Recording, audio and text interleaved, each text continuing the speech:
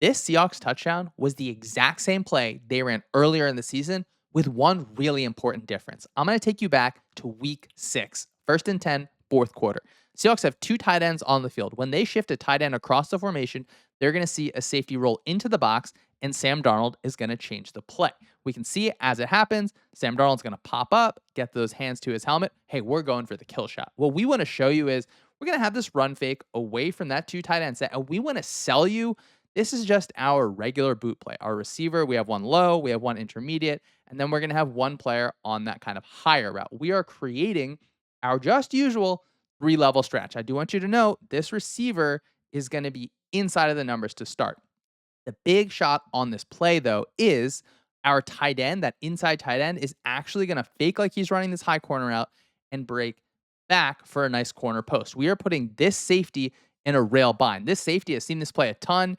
He wants to cut off this part of the route, but we're going to hit it going in the opposite direction. So we can start to see how is this going to play out? Are we able to sell? This is what we run all the time, right? We have a low, we have an intermediate. We're going to follow that corner. Look, I'm just running in this direction. We have a good spot. We can pull up in the pocket. We are going to break back on that safety. Let's see it. This is going to be wide open. Really nice job here. Good design by the Seahawks. This is how you get chunk gains in the NFL. Now, I do want to think about, though, are you able to get this kind of similar look? This is the third play in that week 16 game against the Rams. Similar look, opposite side. Second tight end is going to shift across. We're going to make it look like, hey, we're running to the opposite side of the two tight ends. The one thing that would be able to stop if we were running the top of the screen here is, hey, we're faking that corner out. We're going to break back to that post is if the safety that is cutting it off and you get this crosser from the back, if this cornerback passes that route off to let the safety hammer down on it and then push back. So earlier in the game, the Seahawks are going to run this. They're going to be able to get some information. How do you stop this? Remember, we said in that last set, condensed wide receiver, right? Inside of the numbers, cornerback is going to be off. He has more vision. He has more of an opportunity where these guys can work, where, hey, I'm in the Seahawks left to run. It's going to be a crosser. Why don't you go ahead and take this? I'm going to go ahead and work back. So this is, again, third play of the game.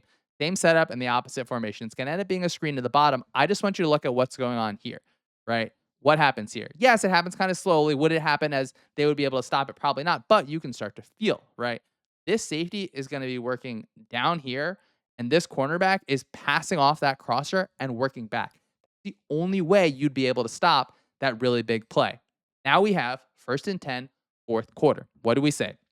Two tight ends, shift one across. I'm going to have my run fake going away from those tight ends. I'm going to make it look like that low, make it look like that intermediate, and then I'm going to have my inside tight end make it look like I'm running a corner before breaking back on that corner post. What's our big difference, though?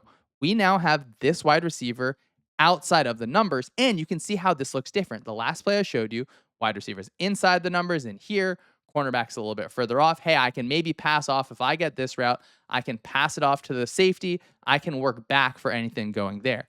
But this is going to be different. That one little shift makes a huge, huge difference here. Let's see the play out, right? We motioned across. We have Darnold looking. Hey, I can feel this safety kind of coming down.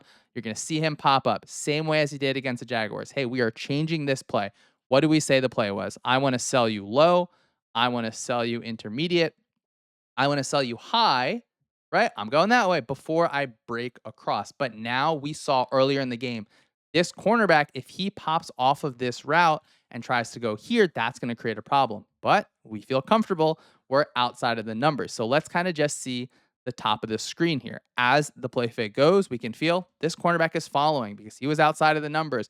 You're locked on there. Are we selling our usual play fake? Yep. Take it back just a little bit. This is our low. This is our intermediate. Hey, I am going to the high corner. This is where you want to be. You're going to have to try and cut me off. Not what's going to happen. It's going to be this really nice break back where this guy's, he's in such a tough spot, right? We didn't have any sort of pass off. We have hips committed. This is going to be a big play as long as you're going to make this throw with a guy breathing down your neck. Really nice throw there. Ends up in a touchdown. Really good job by the Seattle Seahawks to take a play they used earlier in the season. A really, really small change that ends up going a long way. Really huge win for Seattle.